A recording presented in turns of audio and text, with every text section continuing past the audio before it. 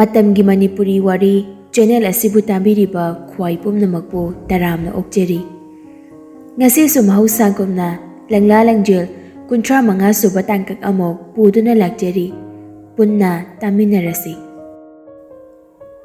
Imagi sana. Nangna tawrisibu karinomi. Ima yare. Ichana pamba nupido pusilo. Imana ayaba pirabani. Ichana aduk yamna nungsibabu. Karigi imana ichagi mayokta lepkani. Yek thoklaso imaudu pusilo. Imana pumnamak thingnagani. Wahai kharasi hairaga lembiso mapitana kapladuna machambu haugatpi. Punsibasu makut yetuna mapido phat phat daithoi. Ado ima langjin lohongdore haibadi imadi kanana hairaino. Lembiso asingbudo haidorei. Ninsina hairakpani moi khungkhangdagini hai. Mamingso ras kawi haine. Moi rentaso pulap laiminaina haigumnasu tawe. Punsiba nafret tawraga yam thawa sadana. Ima adu thajabirunuko. Oi ahan masen hainarambadi yai. Adubo lainjanadi khangnamloi. Khanglaso wafamdo lainjana sukya yaroi. Adubo nang munnadi khalluko. Imagi sana nangini haibada kanasu laite. Ima khaktaniko. Punsiba mamangi paukhum piramdabi tuminna kadagi thokri. Lembiso machabu yengjaduna machindasu sonjari. Ichana asuk yamna pamjaba imaubu karigi lauroi. Ichagi apamba mama iso yamba tabane. Lembi khodakta phone tawraga Rituda luhongba haidokri. Lembina wa haimba loidringai Ritu sound phone du kai. Lembiso punsiba nungsibanina machagi maikaida thangna phana lepkhri. Punsiba imungdagi thoraklaga sumang matonda lepaga lainjida call tawi. Lainjaso phat pairei. Ngasai wari sanarido kanana. Punsiba monghadana hairakpani. Lainjaso asingbado adum khumlai. Dharasni. Number silaga tawraiba. Aina de magi number da block taw silaga thamkhrabani. Punsibadu khangsawga sawgalai. Nang adoda kayam kuina lekhidorige. Lainje kaisum thausadana. Exam loiba fawba lei. Nang raski manaktuda yam leiningbra. Lainje na wa haiba loidringai punsibana khanglaw lawrakpani. Lainje so punsibagi khonjawduda khangprek khangduna piri piri ga tawraga khumlai. Kahino damcha nangna dogamna sauriduna. Punsiba su ngasidi mathong maram khangdana pungsawdu sawgalai. Khamanjari bani magi angangdubo haidoktana tainafam khangda tainarakpani.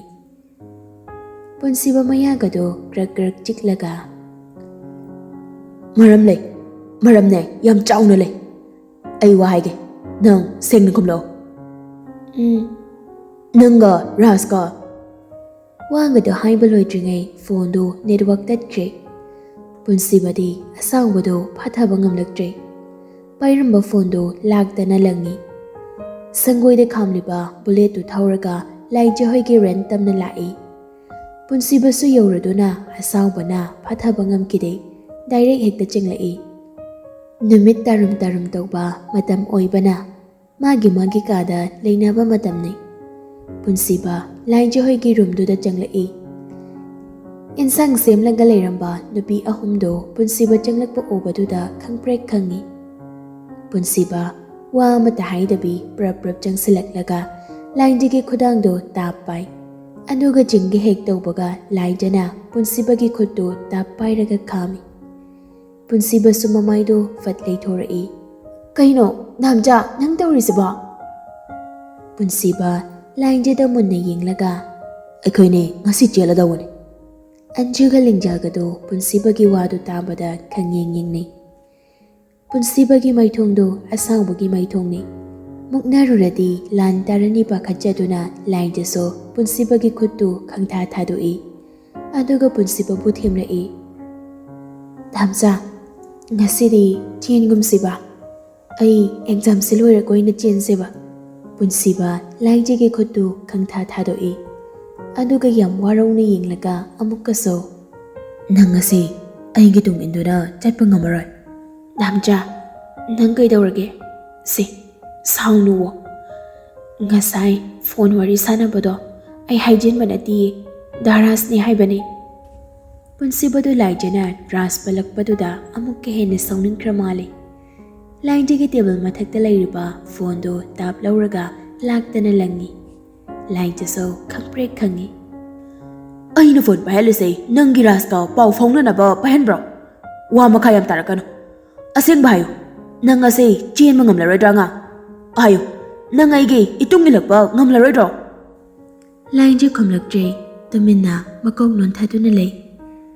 Laijigi mataududa asaubana masa pumba yomsinduna leiraba nupadaso hena saugalai. Punsiba laijada munna yenglaga. Oh, nang ngam la roi. Nang nai bunung sirise adu oire ko. Fai. Ai nang ya pamada yelo. Aduga nga nang garas ka lohongba numita aide nangi namang magtada sini. Asi hairamlaga punsiba kadudagi yam saungna thokri. Laijaso punsibagi akonbada hairamba wado taraga gyan mamduna yengkiba amada yenglaga machinduda sosolai. Daraska aiga lohongba. Punsibaso saungna thorakpadoda getu hek hangdokpaga raska gong hek thingjinai. Adido phat phat handoknai. Rasna yengkhalakpada punsiba oirambaduda rasdo asauba amaga loinana chinsilaklaga punsibagi mamaiduda kinna thinjinge tawrakpani. Adubu punsibagi khotuna rasgi khottu tap phai. Punsiba rasta mamitu khana yenglaga yam saungna. Mikupsida nangbo loisilamba yarabani. Adubu aikoi ani funaraga angangi jat sokani khanbagi nangi natwaido lobidrabani. Angola singnaragano. Aiga panabadane nang khara nopkine. Mikupsida nangbo loisilamba yarabani. Adubu aikoi ani funaraga angangi jat sokani khanbagi nangi natwaido lobidrabani. Angola singnaragano. Aiga panabada nang khara nopkine. Rasu saubada mai haure. Mamit anidona punsibada khana yengli. Punsibasu yam kakna makha amuk tarai. Aduga mana nangna angangi maramda sandok ningwa maongda sandok laso. Imung manung yanaraga nangga lohongnaba hainaraso. Karigumba nangna pharaga hanjin hanjin jelaso. Nangi nakutage laijabudi aina mungani. Laijadi aigi ai khakke punsiba khakke masimadi khango. Madungda yalakano. Nangi semjin sajinba waida thajagadaba punsiba nate. Asi hairaga rasbu khangin inthoklamnaga punsibaso garido kanna thauduna chatkri. Raso punsibada chakna yengduna leihawi. Machindudaso solhawi. Adu kya mositaba yumsida changlakpa ngamba khangani. Rasna kaidoba ngambano do nambito pena yengu punsiba.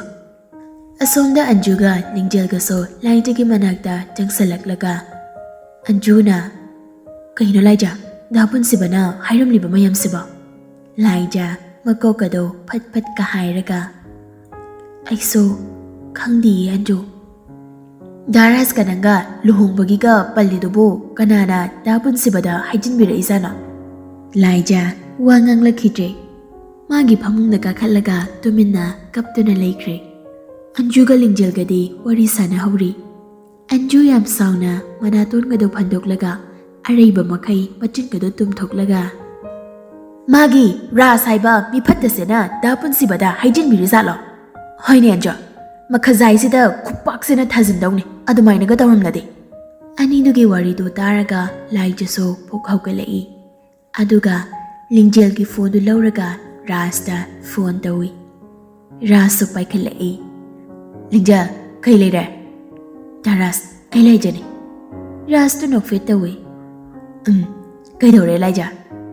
Laija yam saungna. Damsada kari hairoi. Rasu usitana. Adugiro Nangna phone ga daura ise. Ha, nangga igane luhung bagi wa loinare matung di yalakanuna haikibani. Adu ka daurage. Laija pairiba phone do manada amukke hena nexina thamlaga yam sauna. Kay hai ba huzikida? Aikhoi ni luhong ni di noi napa na pu du na haibra. Ras yam thausadana. Aikhoi baba ga ima ga na hairubada noi baba na so yarabani. Aikhoi ni luhong dorobani. Nang ngasidagi punsibagi wakalo that. Ras ki waga do haiba loidringai Laija taba ngamlakdraba mali. Phone do fat kakthali. Aduga lemai dingi famtharaga makut ani duna mamai du khomjilaga o khongna kapthorai. Anjuga lingjal kaso Ras ka wari sanabadu tahawi. Anju Laija ki manakta changsalak Laija ko thimjinbirai. Laija se awalo se adumaina kapkanu se nungaiteba. Kaino ni thaba hoidu so ngawrbo moina luhongbagi wanga hainaridoba. Haujipu akhoi bo yum pan matam laba. Lingjal gi waduda Laija mapido phatphatai thoi. Aduga khonjel gadu tanik ka tauraga. Anjo lingjal damchana ibo lana lauram lani. Damchana chelas airido haujiki warido gi oiram gani. Ai daraska luhongba ngamloi. Noi damchabo amta kaubiyo. Ai ngasi chen krage. Ai damchage matung in krage. Noi aigi iting amta pangmi uba. Anjuga lingjal gado yingnaduna lay. Anido so Laija gi matausida matha sari. Laija di firol gado sat loisili. Aduga makokta fi amaga gupsili. Lingja damchada call up the tawo. Aibo lawba lawo namta haibiyo. Lingjal so upai leite punsibagi number do da call set tawi. Adubo punsibagi number do off hairai. Lak thabana Laija so off hairai tu tare. Laija angawbigom magi phamung do da kakhalaga thon bido konjaraga hik kapjari. Numittu dagi angam tandana rasa Laija bo koisen sena duna laikre. Punsibaga Laija so phone laina dribanina pau phongna khidre. Punsiba so sauri bani haiduna tuminna leithoki. Laija di machi khuding ongduna lei. Lairik laisoge waga leitre. School ka bagi lambi chatpada so punsiba lakpra yengjai. Halakpada so yengjai. Adubo punsiba di lakpa ukhidre. Asomda punsiba so Laija bo lapsen senari bani. Matamdi sum haukibana thong sangabagi thauram so pikna dum pangthokre. Laisemba hoi so lakpa pharak tare haiduna lakhidre. Punsiba handak marakse masado leita jade. Pangsaung do saugali. Wari watai sanaba sukya yade. Jagi sing mathong maram khangde. Machagi mataudo lembi su karino haifam ama khangdre. Asumna tha khara hokre. Laija hoigi 12 exam so kuisilakdre. School kaba so loishile. Yumda preparation taunaba matam oisilaklabani. Adobo tha kaya numit kaya pau phongna drabaso thamoi ani gi maridi aduma chetna thamjai. Wakhal hongna de. Ayuk amani ahenba Angel de call tawrai. Angel so fat paikhatli. Kaino ima khonda se de how khidreda. Khara haujadabani. Nang horen aiga thabamda chaminarusidana. Ngamje. Ngamu. Yamne kiraga ga thorakano. Mina chance laukini. Ai miga phuna badali. Yare ba karan do tawrakano. Ngaiko. Aikhoi Laijaga da punsibaga haujuk phaba pau phongnadriba. Phongnadri. Adubo da jawbana Laijabo yam senabani hai. Ado horen se Laijagi manakda amja chaminarusidana. Pung kayadano. Kayada chatsige. Adubo aina khangadra. Matamdo ai ngak leraga hairagi dudi. Ahoy dudi ai thamlage ko. Asumna phone du thamnakre.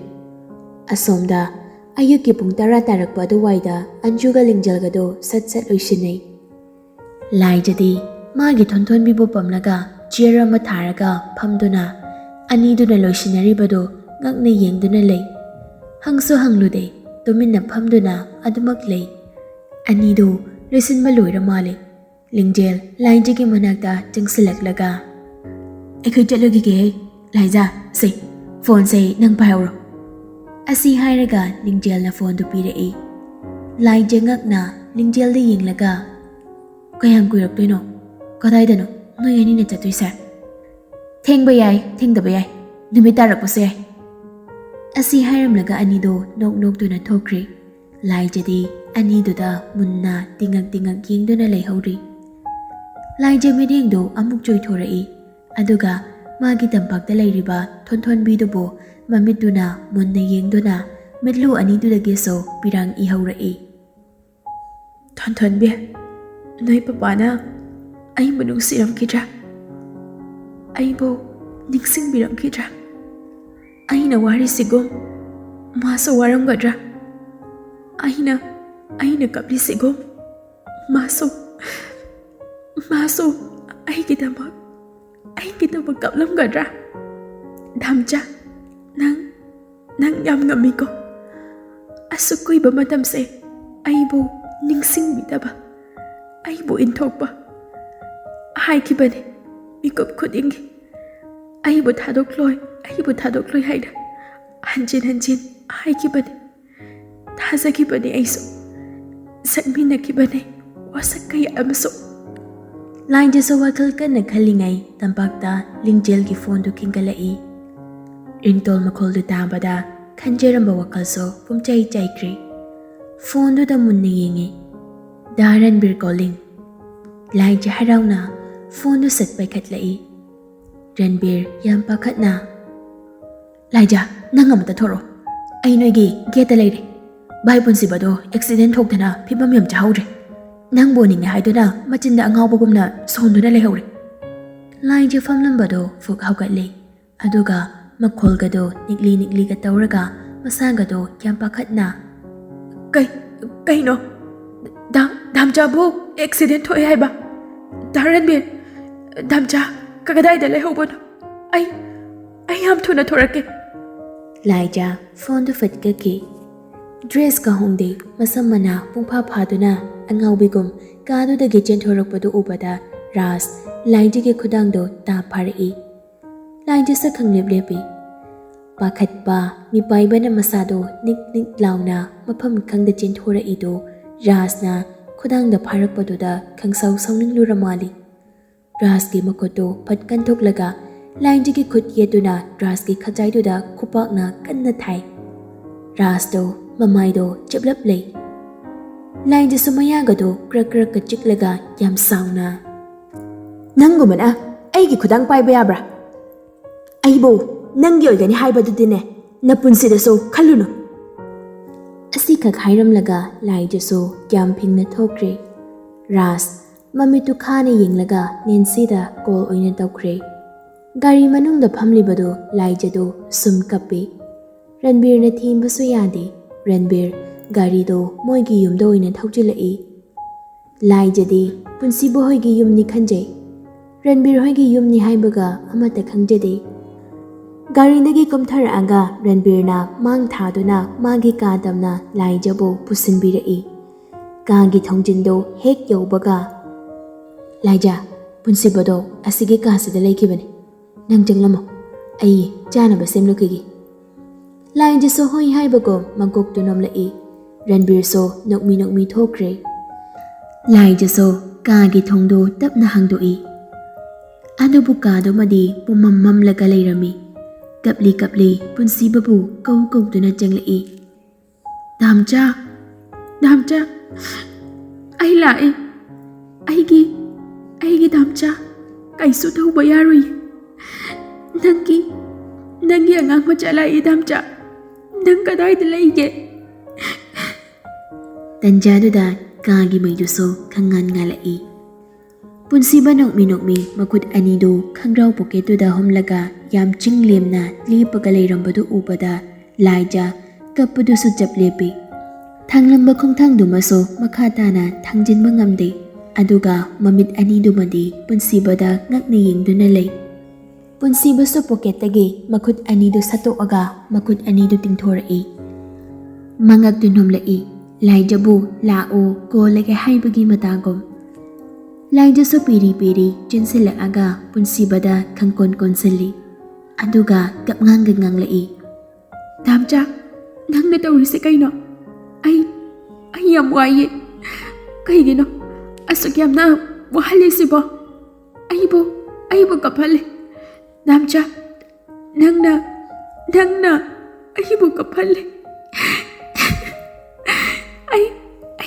ꯑꯩ ꯑꯔꯥꯟꯕ ꯊꯕꯛ ꯑꯃꯠꯇ ꯇꯧꯖꯗꯤꯌꯦ꯫ ꯅꯥꯝꯆꯥ, ꯅꯪ ꯑꯩꯉꯣꯟꯗ ꯂꯥꯟꯅ ꯈꯟꯒꯅꯨꯕ꯫ ꯄꯨꯟꯁꯤꯕꯁꯨ ꯅꯣꯛꯃꯤ ꯅꯣꯛꯃꯤ ꯂꯥꯏꯖꯒꯤ ꯂꯨꯈꯝꯗꯨꯗ ꯇꯞꯅ ꯄꯥꯏꯔꯛꯏ꯫ ꯂꯥꯏꯖꯁꯨ ꯉꯥꯡꯕ ꯂꯦꯞꯇꯦ꯫ ꯉꯁꯤꯗꯒꯤ ꯅꯥꯝꯆꯥ, ꯅꯪ ꯏꯅꯥꯛꯇꯒꯤ ꯂꯥꯞꯈ꯭ꯔꯅꯨꯀꯣ꯫ ꯑꯩ ꯅꯥꯝꯆꯥꯅ ꯍꯥꯏꯕ ꯂꯣꯏꯅ ꯌꯥꯔꯦ꯫ ꯑꯩ ꯅꯥꯝꯆꯥꯒꯤ ꯃꯅꯥꯛꯇ ꯂꯩꯅꯤꯡꯉꯦ ꯅꯥꯝꯆꯥ꯫ ꯂꯥꯏꯖ ꯍꯤꯛ ꯍꯤꯛ ꯀꯞꯄꯤ꯫ ꯄꯨꯟꯁꯤꯕ ꯅꯣꯛꯃꯤ ꯅꯣꯛꯃꯤ ꯂꯥꯏꯖꯒꯤ ꯃꯀꯣꯛꯇ ꯇꯞꯅ ꯅꯥꯟꯊꯕꯤꯔꯒ ꯂꯥꯏꯖꯕꯨ ꯃꯊꯥꯗꯒꯤ ꯇꯞꯅ ꯂꯧꯊꯣꯛꯑꯒ ꯃꯈꯨꯠ ꯑꯅꯤꯗꯨꯅ ꯂꯥꯏꯖꯒꯤ ꯄꯤꯔꯥꯡꯗꯨ ꯇꯩꯊꯣꯛꯄꯤꯔꯛꯏ꯫ ꯑꯉꯥꯡ, ꯁꯤ ꯀꯞꯀꯅꯨ꯫ ꯉꯁꯤꯗꯤ ꯅꯤꯡꯉꯥꯏ ꯇꯧꯕ ꯌꯥꯗꯦ꯫ ꯀꯞꯄꯗꯨ ꯇꯣꯛꯑꯣ꯫ ꯁꯤ ꯇꯣꯛꯑꯣꯕ꯫ ꯂꯥꯏꯖ ꯍꯤꯛ ꯍꯤꯛꯇꯨꯅ, ꯍꯣꯏꯕ, ꯑꯗꯣ ꯗꯥꯝꯆꯥ,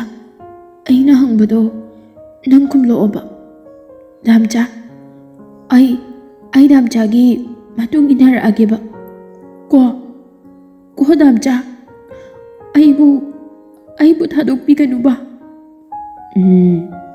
ꯅꯪꯕꯨ ꯏꯅꯥꯛꯇ ꯊꯝꯂꯗꯣꯏꯅꯤ꯫ ꯌꯦꯛꯅꯕ ꯃꯌꯥꯝ ꯃꯔꯛꯁꯤꯗ ꯅꯪꯕꯨ ꯂꯥꯞꯅ ꯊꯝꯂꯔꯣꯏ꯫ ꯑꯗꯨꯕꯨ ꯉꯁꯤꯗꯤ ꯌꯥꯗꯦ꯫ ꯑꯦꯛꯖꯥꯝꯁꯨ ꯀꯨꯏꯗ꯭ꯔꯦ꯫ ꯑꯦꯛꯖꯥꯝ ꯂꯣꯏꯕ ꯅꯨꯃꯤꯠꯇ ꯑꯣꯏꯅꯅꯦ ꯑꯩꯈꯣꯏ ꯌꯨꯝꯗ ꯄꯨꯔꯗꯣꯏꯅꯤ꯫ ꯑꯗꯣ ꯑꯉꯥꯡ, ꯄ꯭ꯔꯦꯛꯇꯤꯀꯦꯜꯗꯤ ꯑꯩꯈꯣꯏꯗ ꯂꯣꯏꯔꯒ ꯑꯣꯏꯅ ꯊꯥꯔꯁꯤꯀꯣ꯫ ꯂꯥꯏꯖ ꯍꯧꯖꯤꯛꯇꯗ ꯃꯥꯏꯊꯣꯡꯗꯨ ꯅꯣꯛꯃꯤ ꯅꯣꯛꯃꯤ ꯇꯧꯔꯒ ꯇꯀꯠ ꯇꯀꯠ ꯄꯥꯡꯂꯤꯕ ꯃꯃꯤꯠ ꯑꯅꯤꯗꯨꯅ ꯄꯨꯟꯁꯤꯕꯗ ꯌꯦꯡꯂꯒ,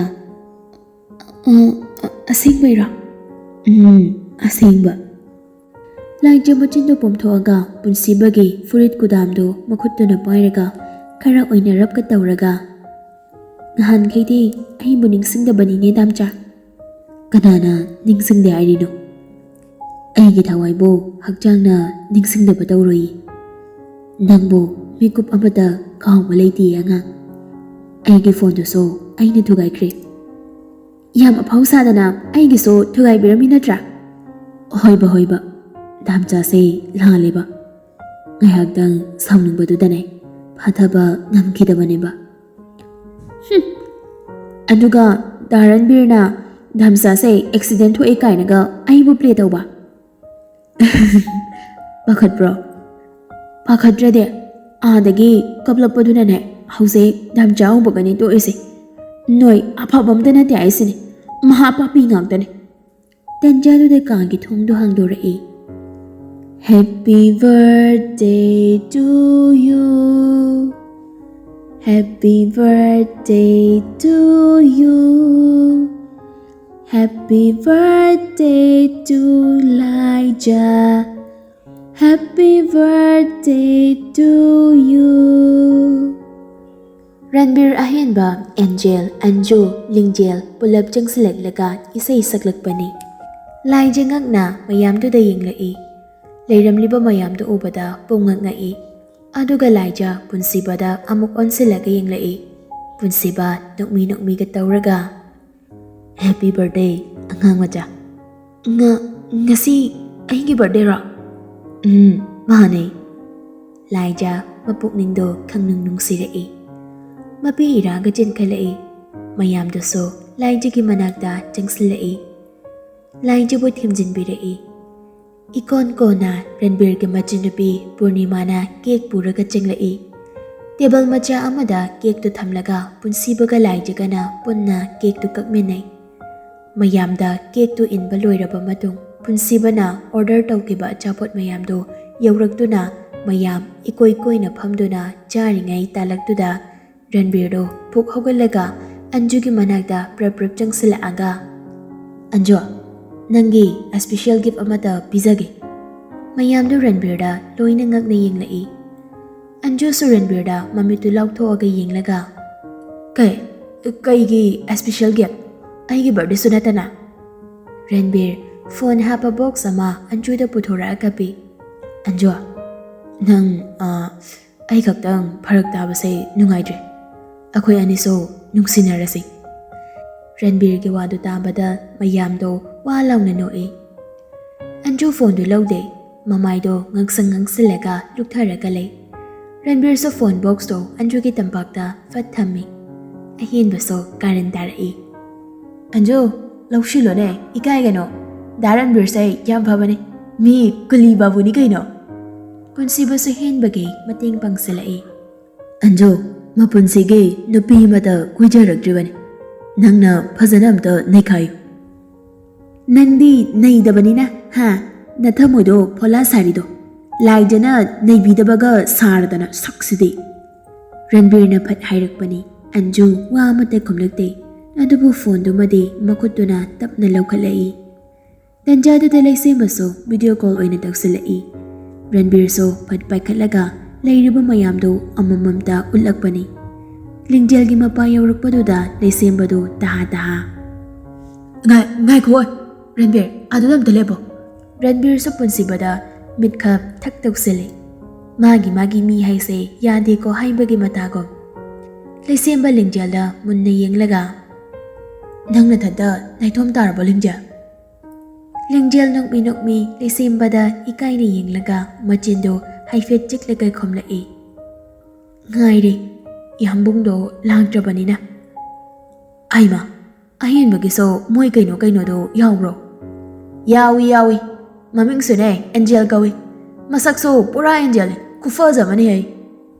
Lingjel na khomma nangdringai Ranbir na khomlakpani. Mayamdo wa launa noi. Ngai hagwari sanaraga taisembaso call do thamkre. Mayam harau tawduna laijagi birthday ki thauramdo loisinkre. Ahen bana Angel thinba chatkre. Punsibaga Ranbir gana nupi ahumdo thinba lai. Ahumdo gari manungduda murum chirol tawnari. Kadar mapi singsidi. Lingjel na aikhoina rosibo. Noi herona haidu kano haibagi ni bema. Aidi phasana kapurene. Ranbir na karan tawsilaktana. Tawni sakta se joker maliba. Khangzari bema. Joker say nawani. Ahumdo khangnong noi Ranbir nupi ahumdo da yenglaga. Yam haraura dine yam kapi haibani ko. Yam nokchanu hai. Horen yumbu na phubizani. Anjuna Ranbir gi waduda fet khumjelai. Nathaunate kusi. Ranbir punsibada onsilaga. Ai gisiso halladi yaroi dawri he bai. Punsiba su nokmi ga tawraga. Khalodana. Pungba chap chabini. Haina thongal yauri. Ahumdo mari kumtharakpani. Angang amta ngai ko. Punsiba na khangai hairakpani. Laijaso chap lepaga punsiba da yenglai. Punsiba polythene nama pairaga gari dagi kumtharakpani. Laijigi manakta changsilaklaga. Se phone aigiso ama leire. Aigi number dai sende. Nangi dai ama silabane. Asi hairaga punsiba makutta pairiba polythene do laijada pirai. Laijasa lawi. Punsiba nupi ahumduda yenglaga. Adudi jalukigego. Ngaiko chatkibe yaroi. Mayamdu khonjelduge maikai-duda pulap yenglakpani. Adubu atai kana so oiramdre. Laijigi mama thaba oirami. Thabagi sakpamdo yam sauba mali. Yam phingna changsilaklaga laijigi mamaiduda khubakna pak thai. Anirak ahumlag on duna thazilli. Punsibadi yengba ngamde khamlabasu ngamde. Upai leita makhutu khutum tasilaga mayadu krak chiklaga nungaitana yengli. Adubu thabana hanjin thabaduda yengba ngamlaktraba mali punsibadu. Ima adumaina tawbiganu. Imana nungaitaba pendabado wa oina haibiyo. Ai yengba ngamdi. Angangda adumaina phubiganu. Pumnamak aina lanbani. Angangi mara laiti. Thabasu chaplepi aduga yam sauna ꯄꯨꯟꯁꯤꯕꯒꯤ ꯃꯅꯥꯛꯇ ꯆꯪꯁꯤꯜꯂꯛꯂꯒ ꯂꯨꯍꯣꯡꯒꯗꯧꯕꯒꯤ ꯉꯥꯏꯔꯒ ꯂꯩꯔꯕ ꯅꯪꯅ ꯀꯔꯤꯒꯤ ꯑꯩꯒꯤ ꯏꯆꯥꯕꯨ ꯅꯪꯅ ꯃꯣꯏꯊꯦꯝ ꯇꯧꯕꯤꯔꯤꯕꯔꯣ? ꯅꯣꯏ ꯏꯅꯥꯛ ꯈꯨꯟꯕꯅ ꯑꯩꯈꯣꯏ ꯂꯥꯏꯔꯕꯁꯤꯡꯕꯨ ꯑꯁꯨꯛ ꯌꯥꯝꯅ ꯎꯁꯤꯠꯇ꯭ꯔꯤꯁꯦ ꯀꯔꯤꯒꯤꯅꯣ? ꯊꯕꯥꯒꯤ ꯋꯥꯗꯨ ꯇꯥꯕꯗ ꯔꯟꯕꯤꯔꯁꯨ ꯒꯥꯔꯤꯗꯒꯤ ꯀꯨꯝꯊꯔꯛꯏ꯫ ꯄꯨꯟꯁꯤꯕꯁꯨ ꯉꯛꯅ "ꯏꯃꯥ, ꯑꯩ ꯂꯨꯍꯣꯡꯒꯅꯤꯗꯤ ꯀꯅꯥꯅ ꯍꯥꯏꯔꯤꯅꯣ? ꯏꯃꯥ, ꯑꯗꯨꯒꯤ ꯋꯥꯗꯤ ꯊꯥꯖꯕꯤꯒꯅꯨ꯫ ꯑꯩ ꯂꯥꯏꯖ ꯅꯠꯇꯕ ꯀꯅꯥꯝꯇꯒ ꯂꯨꯍꯣꯡꯂꯣꯏꯌꯦ꯫ ꯈꯪꯁꯤꯟꯅꯗꯕ ꯁꯥꯒꯅꯨ꯫ ꯅꯪꯒꯤ ꯅꯨꯄꯤꯗꯨꯒ ꯅꯅꯦꯝꯕꯣꯛꯇꯨꯒꯅ ꯂꯥꯛꯑꯒ ꯂꯩꯀꯥꯏ ꯃꯌꯥꯝꯒꯤ ꯃꯃꯥꯡꯗ ꯑꯩꯈꯣꯏꯕꯨ ꯀꯩꯁꯨ ꯂꯩꯇꯅ ꯉꯥꯡꯕ, ꯑꯩꯈꯣꯏꯕꯨ ꯂꯥꯏꯔꯕꯅꯤꯅ ꯎꯁꯤꯠꯇꯕ ꯅꯠꯇ꯭ꯔꯣ? ꯍꯧꯖꯤꯛꯇꯤ ꯅꯪ ꯄꯦꯜꯂꯕ? ꯑꯁꯤꯇ ꯊꯣꯛꯅꯕ ꯑꯩꯅ ꯏꯆꯥꯒꯤ ꯃꯅꯥꯛꯇ ꯅꯛꯁꯤꯟꯕꯤꯔꯛꯀꯅꯨꯅ ꯍꯥꯏꯗꯕ꯭ꯔꯣ? ꯍꯧꯖꯤꯛꯇꯤ ꯏꯆꯥꯕꯨꯁꯨ ꯅꯪꯅ ꯄꯨꯝꯃꯥꯡ ꯃꯥꯡꯍꯟꯕꯤꯔꯦꯗꯅ꯫ ꯏꯅꯥꯛ ꯈꯨꯟꯕ ꯅꯣꯏꯅ ꯂꯥꯏꯔꯕ ꯑꯩꯈꯣꯏꯕꯨ ꯀꯌꯥꯃꯨꯛ ꯌꯥꯝꯅ ꯌꯣꯟꯈꯤꯗꯧꯔꯤꯒꯦ?"